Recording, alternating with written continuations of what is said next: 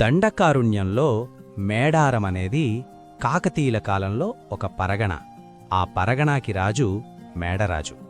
మేడరాజు ఒకసారి అడవికి వేట కోసం వెళ్ళినప్పుడు పులుల మధ్య తిరుగాడుతున్న ఒక పసి బాలికని చూస్తాడు. ఆశ్చర్యపోతాడు. ఈ బాలిక ఇంత నిర్భీతిగా చక్కగా పులుల మధ్య తిరుగాడుతోందేంటి అని చెప్పి ఆశ్చర్యపోయి చుట్టూ పరికించి చూస్తే ఎవ్వరూ ఉండరు. అప్పుడు దైవమిచ్చిన కూతురిగా భావించి ఆమెను తన రాజ్యానికి తీసుకెళ్లి సమ్మక్క అని పేరు పెట్టి అల్లారుముద్దుగా పెంచుకుంటాడు. ఆ బాలిక ప్రతి చర్యనూ చూసి అచ్చరుగుంది ముచ్చటపడితోటూ ఉంటాడు. సరే, పెళ్ళీడొస్తుంది. పెళ్లి చేసి కూతుర్ని పంపించాలి. కాని మనసొప్పదు మేడరాజుకి కూతుర్ని ఇంకొక చోటికి పంపించడానికి. అందుకని పెళ్ళీడుకొచ్చిన మేనల్లుడు ప్రయోజకుడైన పగిడిద్దరాజునిచ్చి పెళ్లి చేస్తాడు. ఆయన స్వార్థమేమిటి? ఇద్దరూ కళ్ల ముందే ఉంటారుగా. వాళ్ళిద్దరూ అన్యోన్య దాంపత్యాన్ని సాగిస్తూ ఉంటారు. వాళ్ళకి 3 సంతానం: నాగులమ్మ, సారలమ్మ, జంపన్న. అయితే కాకతీయులకి వీళ్ళు సామంతరాజులు కాబట్టి కప్పం కడుతూ ఉండాలి. కరువు కాటకాల వల్ల కొద్దికాలం వీళ్ళు కప్పం కట్టలేకపోతారు. కాకతీయుల రాజు ప్రతాపరుద్రుడు కప్పం కట్టాల్సిందే అంటాడు. కాని వీళ్ళు కట్టలేని పరిస్థితి.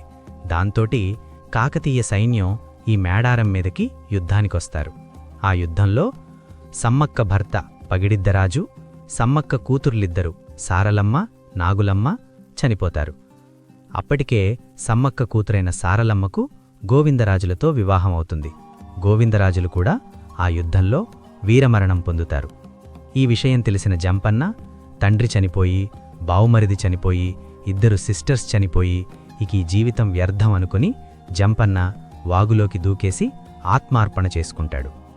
ఇది తెలిసిన సమ్మక్క అపర కాళిలా మారి కాకతీయ సైన్యం మీదకి ఒంటరిగా యుద్ధానికి వెళుతుంది. చీల్చి చెండాడేస్తుంది వాళ్ళందర్నీ. కాకతీయ సైన్యం తట్టుకోలేకపోతుంది సమ్మక్క ధైర్య సాహసాలకి. అందుకని దొంగ దెబ్బతీసి సమ్మక్కకు వెన్నుపోటు పొడుస్తారు. సమ్మక్క రక్తం కారుతో ఉన్న ఆ దేహంతోటి చిలకల గుట్ట మీదకెక్కి ఆ రక్తాన్ని ఒక భరణిలోకి పెట్టి ఆ శక్తిని ఆవహింపచేసి అందులో పెట్టి తన బాడీని ఒక వెదురు కట్టలా మార్చేసి అంతర్ధానమైపోతుంది.